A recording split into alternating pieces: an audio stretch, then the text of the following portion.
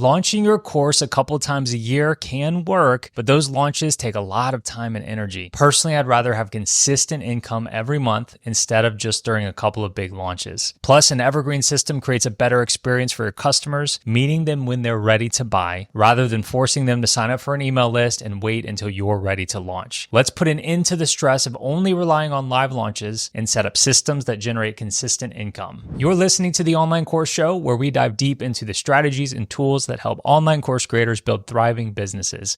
I'm Jacques Hopkins, and over the past 11 years, I have built a successful online course business teaching piano that's brought in over $4 million. And I'm here to share the lessons I've learned along the way. Stick around. This episode could be the very key to helping you set up a long-term and sustainable, profitable online course business. Today, we're talking about building an evergreen sales system that keeps making money even when you're not launching. Recently, a couple of members in my Next Level coaching group recommended a book all about evergreen funnels and systems for selling courses, and it's called Day One Evergreen. I read the book, and the author is Abi Prendergast, and she is definitely speaking my language with the things that I was reading about in her book. There's so much in the book that I completely agree with, and some things that were new to me that I'm excited to try. And today I have Abi on the show to share the details of her recommendations. So if you've ever felt frustrated with the live launch model, or if you're already making consistent sales but want to build a more reliable, scalable system, this is the episode for you. We talk about how to create an evergreen funnel that truly works, how to gather the right feedback from your audience, and how to optimize your funnel over time for better and better results. Let's go ahead and dive into that full conversation with Abi. Hello, Abi. Welcome to the Online Course Show. Hi, thanks so much for having me on here. It's my pleasure. Let's start with this. What is day number one Evergreen? What is Day One Evergreen? Okay, Day One Evergreen is a system/framework that I created because I was heartbroken seeing all of these course creators that put all of their time, energy, money into a live launch. They don't get the results they want. They have to wait a whole another 6 months or a year to launch again. And I wanted to create something that was automated, that could run in the background, and that would give them the opportunity to keep tweaking and listening to their audience, making changes to their funnel so that they could get more profitable every month, rather than putting all their hopes onto one live launch. I was curious how you'd answer that. I didn't know if you'd say it's a book, it's a program, and I'm glad you went the direction you went, because basically it's this framework that you created for course creators to make more sales, right? Yeah, literally. Yeah, there you go. I should have just asked you.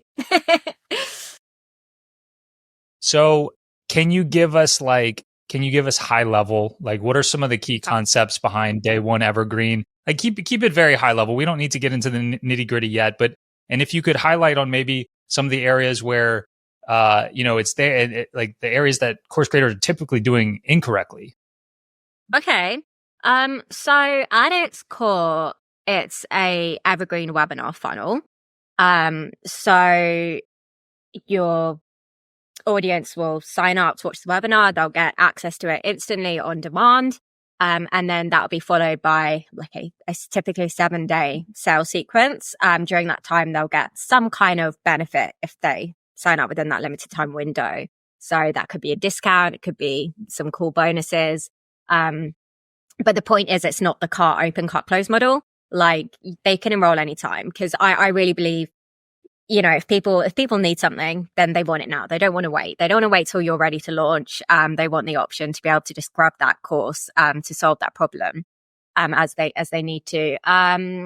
It's where it's unique is that it's very tailored to the customer, and it's built on the belief that kind of the key to sales is a deep understanding of your audience. So it contains a 10-point customer feedback loop, which is collecting different kinds of data. It's surveys built into suggestible moments where you're going to get really juicy feedback from your audience, so that you're essentially dialing in your messaging to meet your customer where they're at, to really read their minds about the problems that they're experiencing, the desires that they want. And the idea is, the more the funnel runs, the more feedback you'll get, so you can continuously dial in that messaging, so that your conversions can legitimately improve every month. You said at its core, it is an evergreen webinar funnel. right? So a lot of people are teaching evergreen webinar funnels. Sure. And you mentioned one of the things that makes it unique is the feedback loops. And that is one of the big things that one of my big takeaways from reading your book, Day One Evergreen, is that you recommend relentlessly surveying, like almost at every touch point in the process, pre-purchase and post-purchase, surveying in a very unique way, very simple way. And I think people will hear that, read that, listen to this, and they can start implementing some of this. But I think maybe the overwhelming part is, what do I do with that information? What do I do with those responses when I get them? That feels like maybe the intimidating part. What are your recommendations there?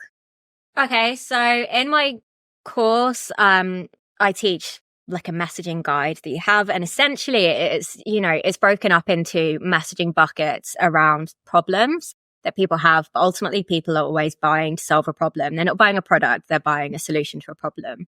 The desired outcomes that they want, the unfulfilled dreams that they have. So sure, maybe their immediate desired outcome is they want to start a business, but actually what they really want is more time with their family. They want more money, the freedom to be able to go on holidays, but take their kids to Disneyland.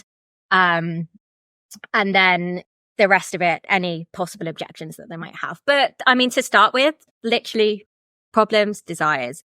What are people signing up to your course, to your webinar, like to solve? And what are they hoping that they can achieve from it? What else would you say is unique about your way of teaching the Evergreen webinar funnel? Well, I think Evergreen webinar funnels have maybe a bad reputation for being like a little bit pushy, a little bit salesy sometimes, and kind of creating like fake urgency. A lot of them kind of pretend that they're live. I personally, I don't like to do it that way. I just think people need to give customers more credit. Like, we're smart. We know that it's pre-recorded. So just be upfront about that.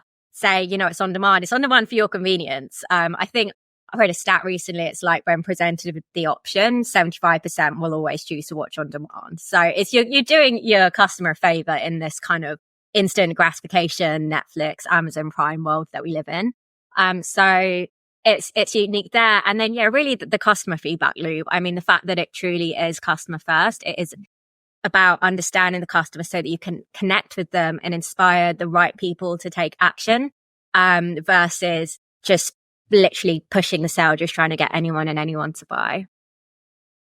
The logistics of executing the video of the on-demand webinar, from reading the book, it sounds like you recommend basically video on a page, not using the fancy Evergreen webinar software. Do I have that right?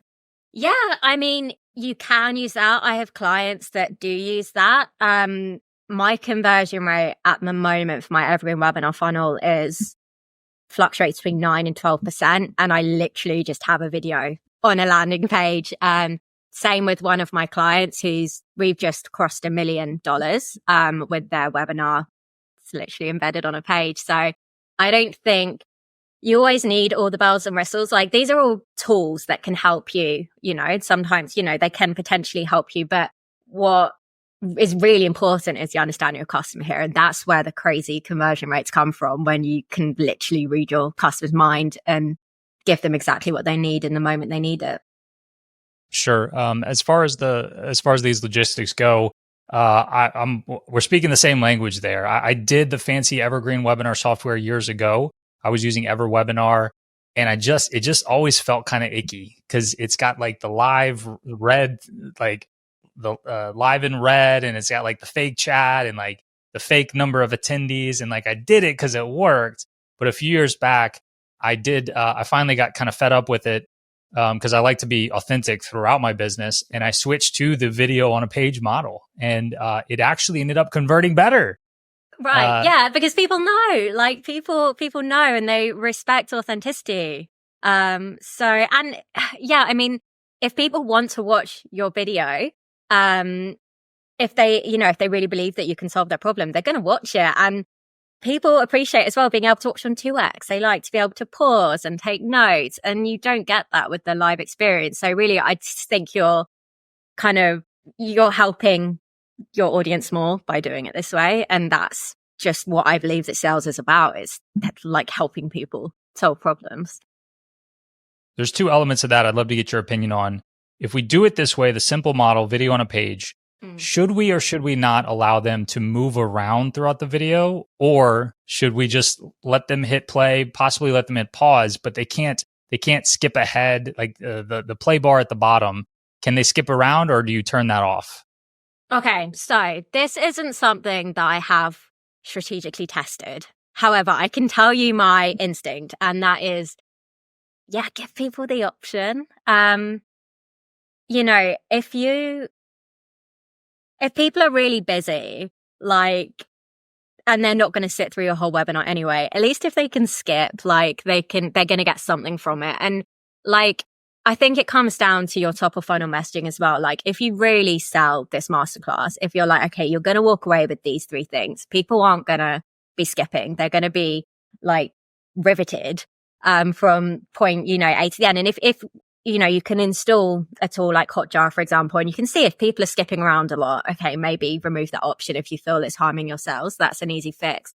But really your goal should be to allow them the option to skip, but make sure that your video is so compelling that they're not skipping. And actually you can measure that better if there is the option, because then you can see if people are or aren't doing it. I love that. Let me give you my take on this. I do not allow mine to skip. Okay, my webinar for selling piano in 21 days is about 2 hours long, and it's carefully crafted and designed to go through in a specific order. And my thought is they kind of need to go through it in that order to accomplish the goal of them agreeing that, hey, this is the right program for me, that Jacques the right guide for me to get to the transformation, the dream outcome I'm looking for. So I don't allow them to skip, but I am very transparent. This is pre-recorded. This is an on-demand webinar and all that. And I do see the benefits of allowing them to skip around. And anecdotally, like this has worked for me, but I know other course creators that have been very successful with similar evergreen webinar funnels that do allow them to skip. So I think it can work both ways. Yeah, no, I agree. And I think, you know, it might even just be worth, in the spirit of testing, to just have it for 90 days where they can skip, like I said, to view that data and then changing it.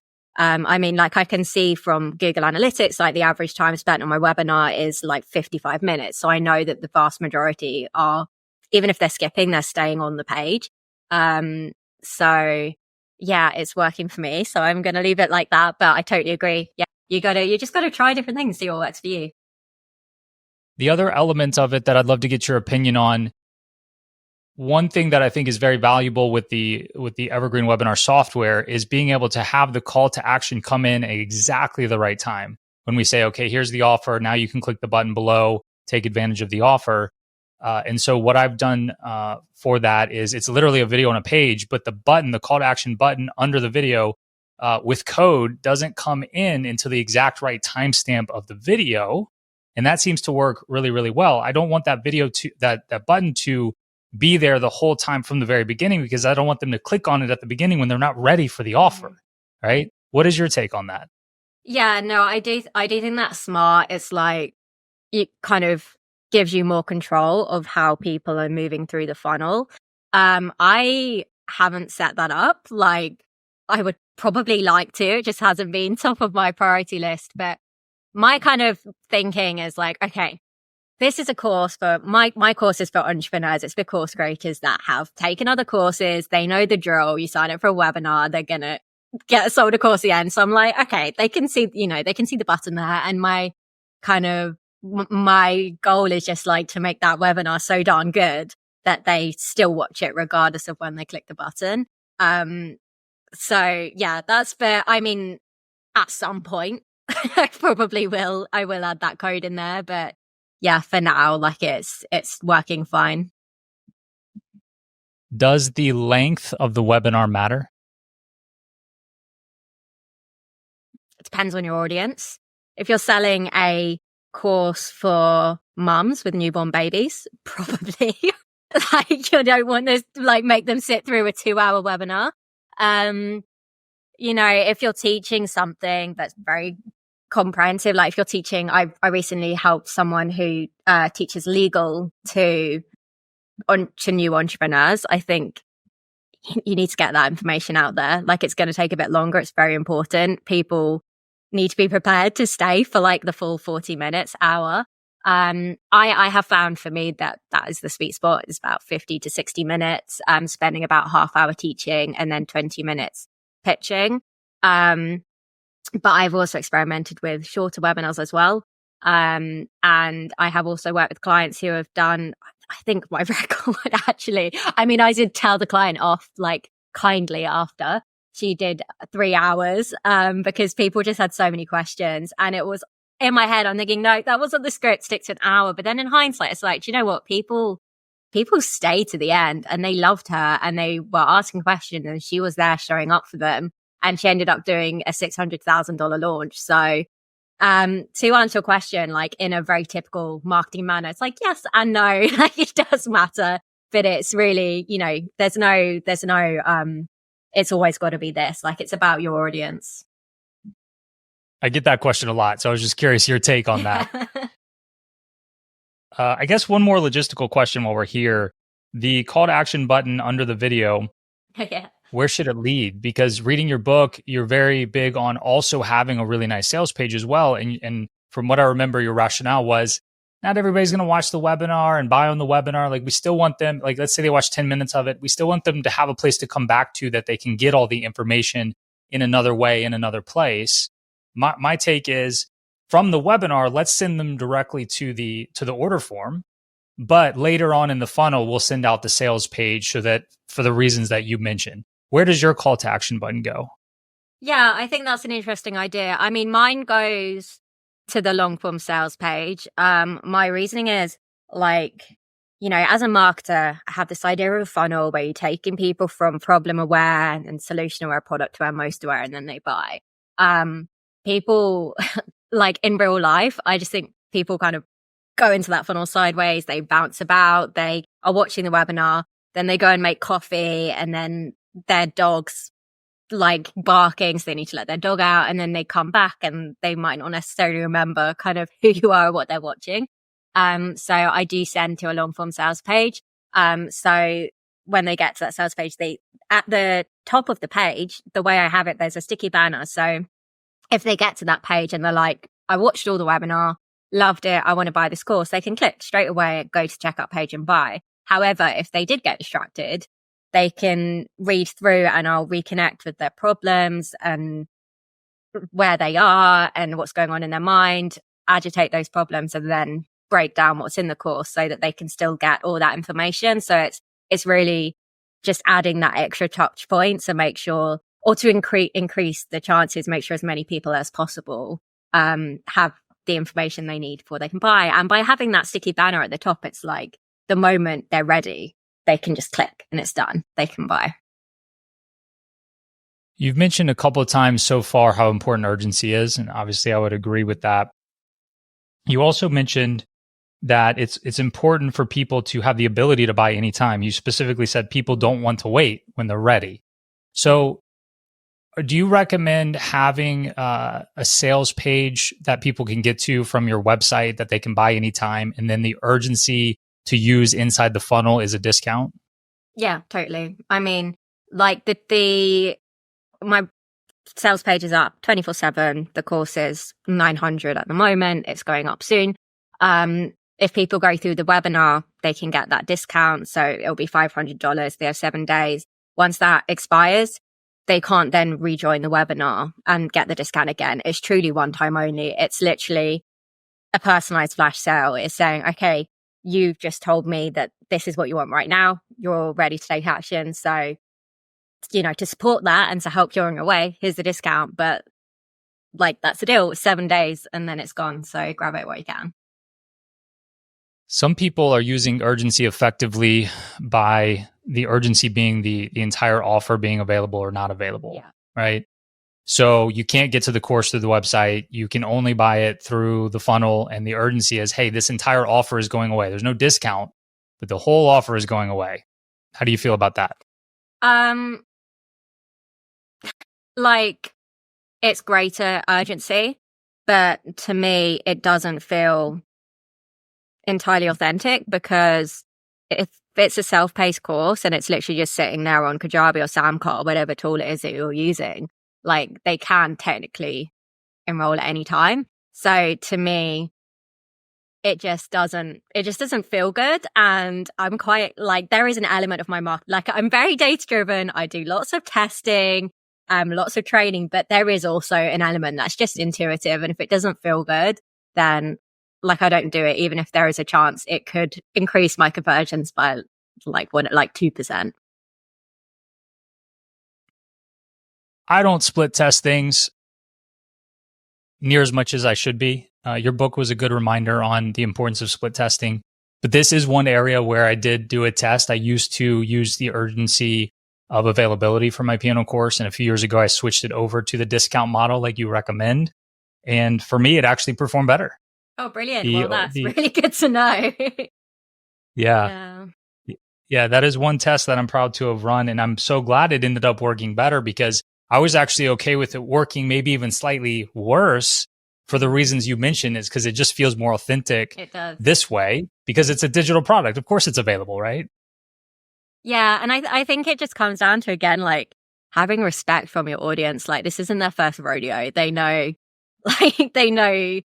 how an evergreen webinar funnel works. So it's just like being like, yeah, you know that it's on demand. You know that it's self-paced. So I'm not going to, pretend I'm not going to, that it's not.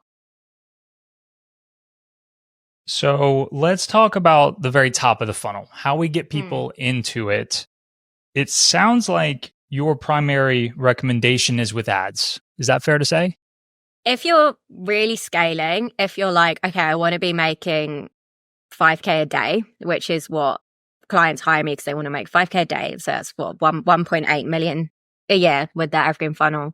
You need traffic. If you're, let's say you have $1,000 course and it converts at 5%, to make that $5,000 a day, you need 100 people going into your funnel. You could do that organically, I think. I couldn't with my following count. So yeah, generally I work with clients who use ads to make sure they're getting those eyeballs. When you're working with somebody, do you do the ads as well, or is there somebody else that needs to do that? Yeah, I don't set them up. So I write the ad copy, because to me it's really important. The messaging and the voice is completely consistent from the very first ad to the bottom of the funnel. So I will work with the ad strategist and provide ad copy for clients that have me on an optimization retainer. I'll refresh that ad copy seasonally, so that it always feels fresh, up to date, and doesn't fatigue.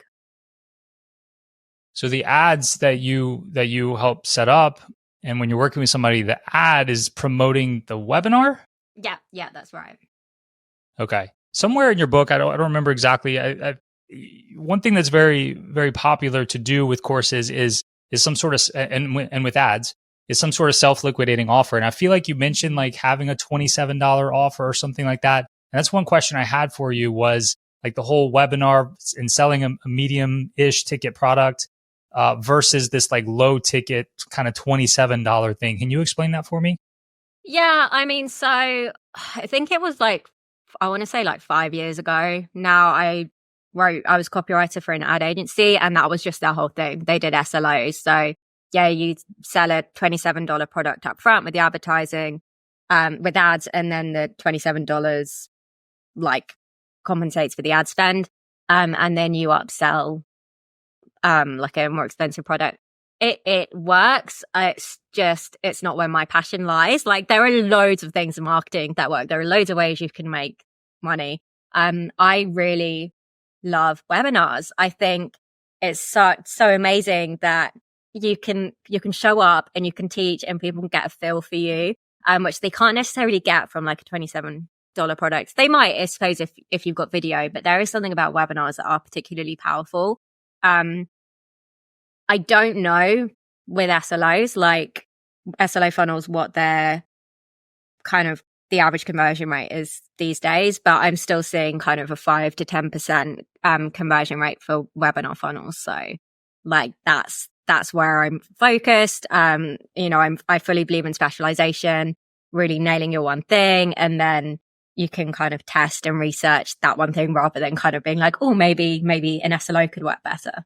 Hey, it's Jacques jumping in real quick with a special message you're hearing today from Abi about building a reliable automated system for consistent sales. And I mentioned that a couple of my clients from Next Level Coaching actually recommended Abi's book to me, which is how she ended up on the podcast today. And I want to tell you a little bit more about Next Level Coaching. If you are out there already making at least like $5,000 a month or more with your online course, and you're looking for a roadmap to scale to 5, even 6 figures monthly, then you should check out my Next Level Coaching program. It's designed for established course creators who want to grow their revenue and reclaim their time by focusing on the right strategies.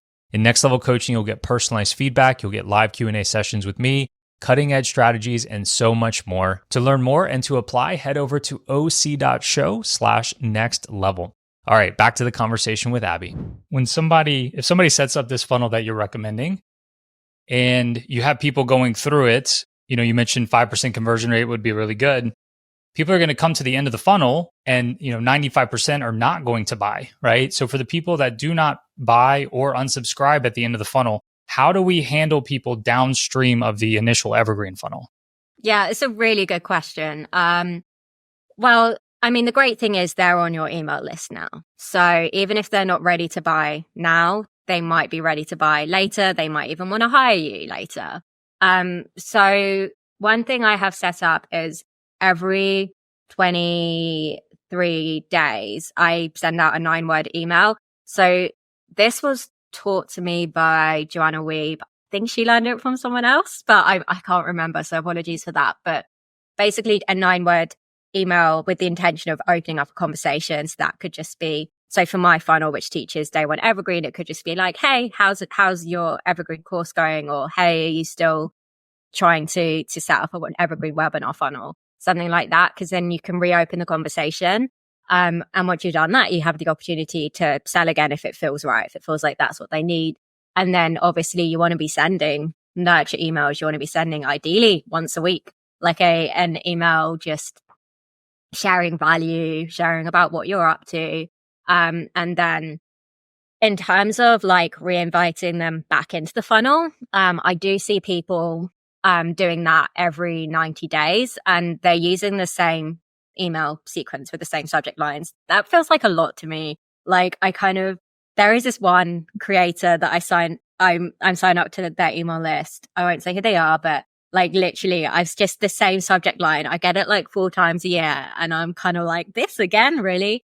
So I think every 90 days is too much. If you are going to reinvite them, like at least change your subject lines because people do have like short memories. They're probably not going to read the email and be like, I've received that, but the subject line, they'll be like, more likely to be that's familiar. So yeah, I just every 6 months, I would reinvite people into the funnel. But the rest of the time, I'm just showing up, giving value, and then sending those 9-word emails every 23 days to just try and open up that conversation again and check in with my list, see what they're up to.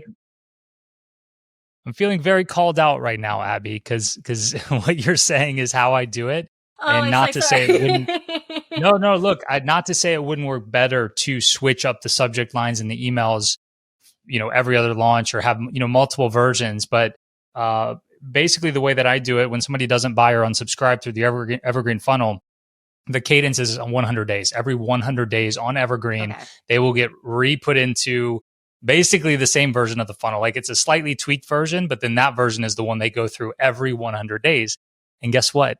It works. It works. It works. Sure. Do you change the subject line? No. You don't? That's what I'm saying is I don't. They go through exactly the same thing over and over again until one day they buy or unsubscribe. So I will have people that have been on my list for 8 years and they've been through, 27 launches and for whatever reason now was the time to buy. And I've literally never once gotten, hey, dude, I just keep getting the same exact emails over and over again. Nobody has ever said that.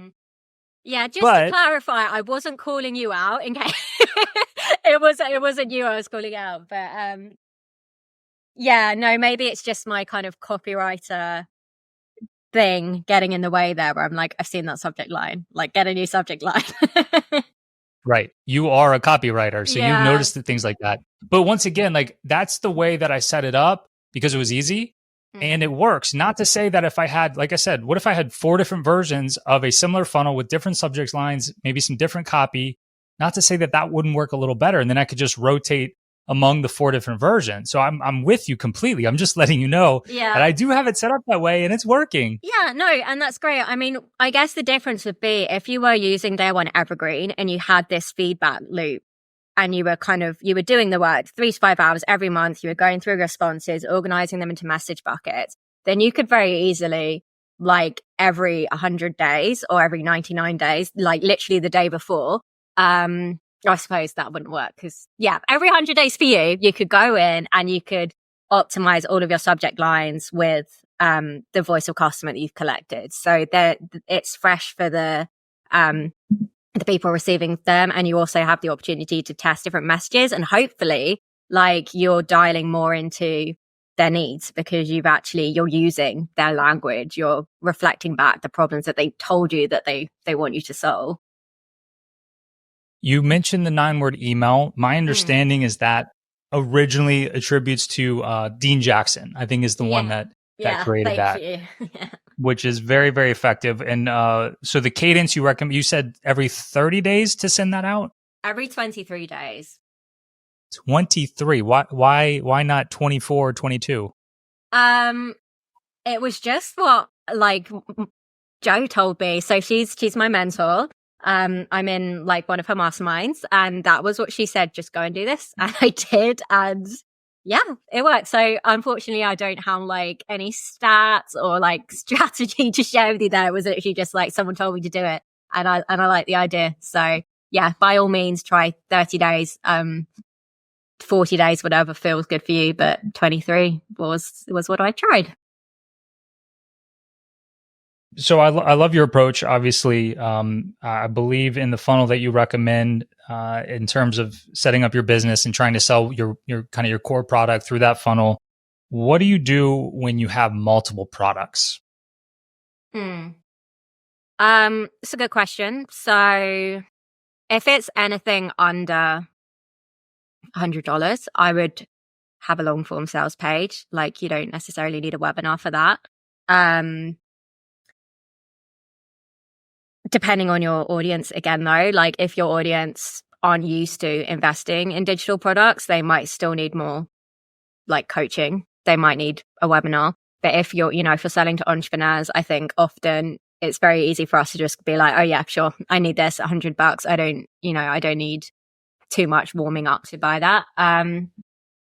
But let's say we have two kind of core products because there are 2 distinct ways that we can help our audience, and they're both $500 to $2,000. Would you recommend having 2? Yeah, absolutely. Okay. Like use the same funnel, like it works. And webinars are just so effective.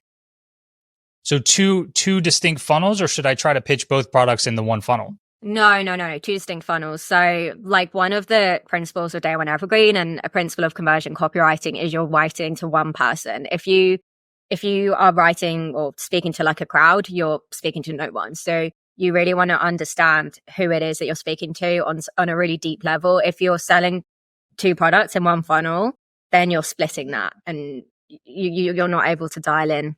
So absolutely separate funnels for each product. We've established you're big on collecting feedback from people. And one point that I very religiously collect feedback is a couple of days after my funnel ends, I ask people why they didn't sign up. And the objection there is almost always price. What do we do with that information when the objection to not buying is price? Yeah. Okay. So that's always going to come up. There are different ways that you can interpret that. So, okay, I'm gonna jump around a bit here. So one thing, that I found help when I send that email, I ask what kept you from buying this time around. I include a link to the webinar replay. The idea there is to kind of recreate a seducible moment where to trigger that law of I always say this word wrong, reciprocity. I always say that right. So triggering that desire to reciprocate. So you're giving them something, and then asking them for something. And I have found that does increase the amount of feedback I get, and also the depth. People tend to be a little bit, rather than just say money, they give a little bit more to the story. Okay, so in terms of addressing the money feedback, sometimes people literally don't have the money. Okay. And when that's the case, they shouldn't be investing in your product. You shouldn't be offering like a payment plan and all this to try and get them in. Like, you just got to accept they don't have the money. A lot of the time though, it's that they don't feel confident investing the money in your solution specifically. Like, you know, the same person that told you they don't want to spend $1,000 on your course might then go out and buy like a air fryer with all the bells and whistles, right? So I think when you are selling your course, if you can really, if there is a return on investment for the customer, like really like hammering in on that. It's like, okay, yes, it's $1,000, but I'm going to teach you how to set up a business or do X, Y, Z. And this is kind of what you can, if you do all this, this is what you could see.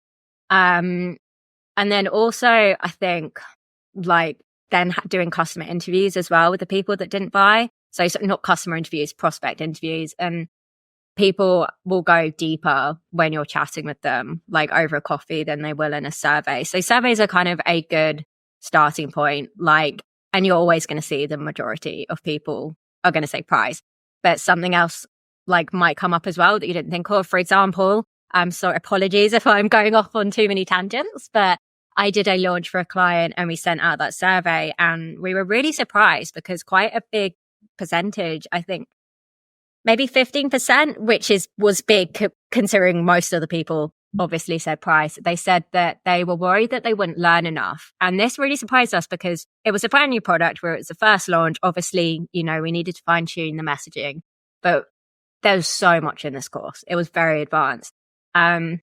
So that told us, okay, like clearly this is missing from somewhere. So what we did was send out then a post-launch sequence where we gave people the opportunity to actually try out a small portion of the course, like a mini course, and get a list of everything that was included. And then we did an extra 30,000 from just that.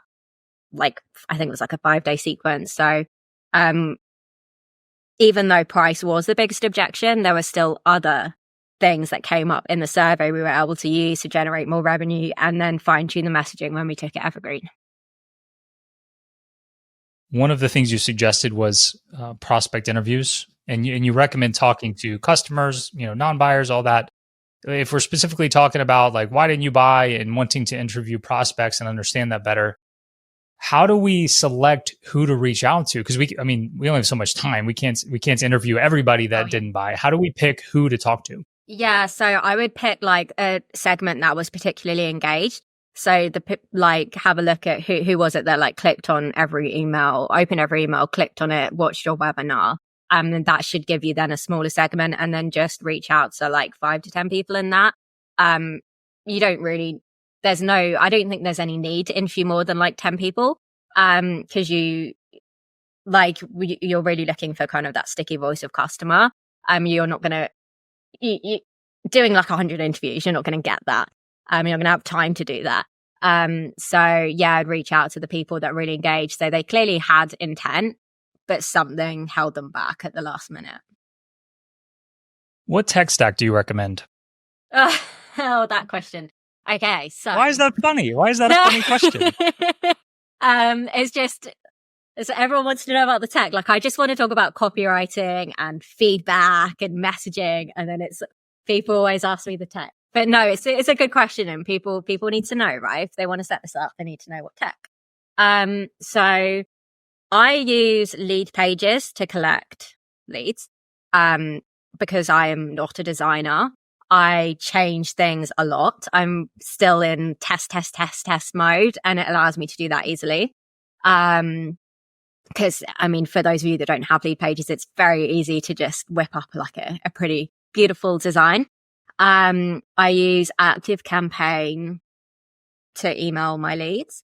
I would probably recommend ConvertKit because I have just noticed ActiveCampaign sometimes like it just doesn't come, the email doesn't send quite like I wrote it. Like there'll be a random bit in bold. I'm like, how did that get there? Whereas ConvertKit tends to, I just literally, I haven't been able to bring myself to make the switch, reset up all my automation. So let's say ConvertKit. And then for your webinar, literally you can record it on Canva, you can record it on Loom, and you're just embedding it on a landing page on your website. So you don't need Easy Webinar or anything like that. For your long form sales page, again, like just use a page on your website. And then checkout pages. I really love Samcart. Like I know there's lots of different platforms. Like I know Thrivecart's also great, but I really appreciate how much you can optimize the checkout page for conversions. And I also have my course on there. I really like the course platform.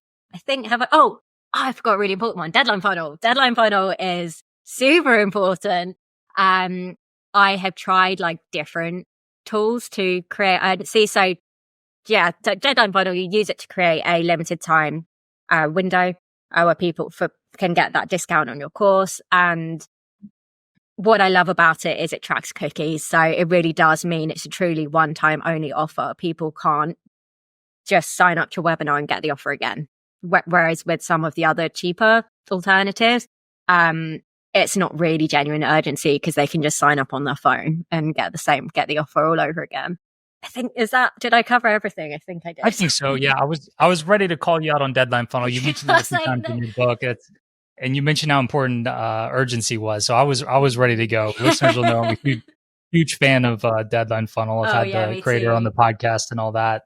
Yeah. Amazing. Okay. So I've mentioned the book several times. Let's talk about the book a little bit. I'm guessing you have a program that's kind of teaching a lot of what's in the book. So like, why write the book? Why write the book? Okay. Because I want to become the thought leader for Evergreen funnels. I know a lot of people are teaching them, but I want to be the person. Someone says Evergreen funnels, I want them to think Abi Prendergast. So I'm doing a massive like authority building stint. I'm doing podcasts. I really do believe in the power of books. I think you have a book out there, like it does establish you as an expert. I wasn't able to find any other kind of books on Evergreen funnels. So I was like, this book needs to exist. I want to like just lay out my framework. And I'm finding as well, the people are reading the book and then buying the course, but also hiring me. And that's a big thing because the course is for people who are in the DIY stage, really. They want to do it themselves. Whereas the book, people are reading it and then asking to be on their podcast or asking to work with me, where I'll get it all set up for them. So yeah, I just think books are just great for establishing authority. And I'm really glad I did it. Would you mind sharing some lessons learned going through getting a book published and all that? I mean, you are a copywriter, so I'm not going to ask about like the actual writing of the book. I'm sure that came relatively easy for you, but just going through the process of getting a book out there, published, and then getting it in people's hands. Like what lessons have you learned and what recommendations do you have for us? Okay, so I'm very lucky because my kind of business bestie, Jessica Noel, like shameless plug here for my business bestie, she actually teaches and people how to publish books, and that's one of her key services is helping people do that. So I had her like being like, okay, have you got your ISBN yet? Have you done this yet? You need to put it up. If you've put it up for pre-order, you need to make sure the manuscript is there 72 hours before. So I couldn't kind of miss any of these steps, which I'm very grateful for. The mistake I made was I left it too late, to be honest. Like I put it up for pre-order because I was like, this is the level of accountability I need. Like if I want to get a book done, I need a real deadline. Otherwise it's just always going to be put off. When it was like a month to like before the deadline, that was when I should have been really doing the book launch and preparing that and getting social media posts and reaching out to podcasts and things. That I was writing the book because I just left it too late. Not too ashamed to admit that it happens. So yeah, I didn't do a huge launch. I didn't get that initial kind of influx in sales, but I'm seeing sales still trickle in, and there's always the opportunity to relaunch when it goes into paperback. Let's talk about the ways that you help people. So we've talked about the book, your program, and then you mentioned that you like to, I guess you offer done for you services as well. Like how can people work with you? Yeah, so I love doing done for you. So what I will do is I'll set up this day one evergreen funnel that I'm talking about. We'll do a day zero launch. I make that as hands off as possible for the client. Like, I'll interview them, I'll interview their customers and send out the surveys. I'll do all the feedback collecting stuff. I'll write the ads, the opt-in page, the webinar, the sales page, all of it, the emails. And then the reason I do this day zero launch, it partly because it is a fun opportunity. Like, launches, I talk a lot about the stress, but also if you're doing a new funnel, there is an opportunity there to capitalize on that and get especially the people on your list to get those early sales. But the difference is that because it's going to go instantly evergreen, there's not that all or nothing pressure. If it doesn't perform, it's fine because we've still collected all of that data from the feedback loop that I'd implement. So we do that and then I optimize it for evergreen using that data. And then I recommend that people have me then on an optimization retainer, like working on their funnel to continue increasing conversions so they can just keep scaling ad spend until they're bringing in 7-8 figures, whatever it is that their goal is. Book, course, done for you? Is that basically what you have to offer?